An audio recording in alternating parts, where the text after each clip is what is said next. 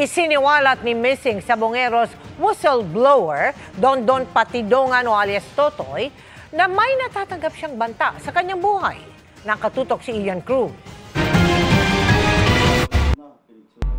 Sa eksklusibong panayam ng GMA Integrated News, isiniwalat ni Julie Dondon Patidongan alias Totoy, kaliwat kanan na raw ang banta sa kanya mula nang maglabas siya tungkol sa kanyang nalalaman sa kaso ng mga missing Sabongero. Noong 1 linggo lang, nakatanggap daw siya ng bulaklak ng patay na ipinadala sa kanya sa pamamagitan ng social media. Marami. Sa totoo lang, mayroon sa pinadalhan pa ako ng bulaklak na rest in peace. Hindi ako matatakot kung sino ka man yung Poncio Pilato ka nagpapadala sa akin ng ganyan.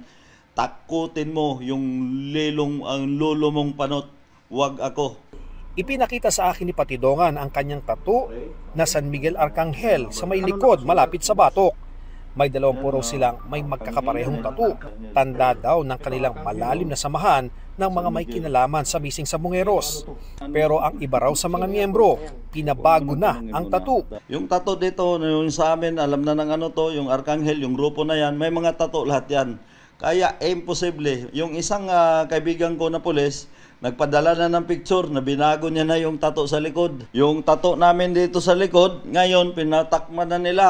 Pero halatang halata kahit takpan pa ninyo ng ilang tattoo yan, hindi nyo mabago yan. Nagpapasalamat daw siya sa PNP, lalo na sa liderato nito at buo raw ang tiwala niya kay Justice Secretary Boying Remulla. Handa na raw ang kanyang salaysay pero may inaayos pa rin daw bago isumite sa Department of Justice. Yung pidabit na yan, nandyan na yan. Katulad nung sinabi ko na nakaraan, kulang pa talaga. Pero mag-antay ka, Mr. Atong Ang. Bumaliktad na lahat.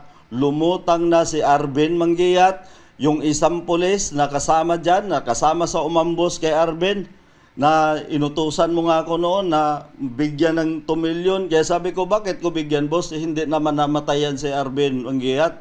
Buhay yan. Para alam mo lang. Yung mga apidabit ko na yan, alam kong may kopya na si Mr. Atong Ang yan. Pero hindi ko pwedeng ibigay ang lahat ng detalye niyan. Para sa GMA Integrated News, Ian Cruz, nakatutok 24 oras.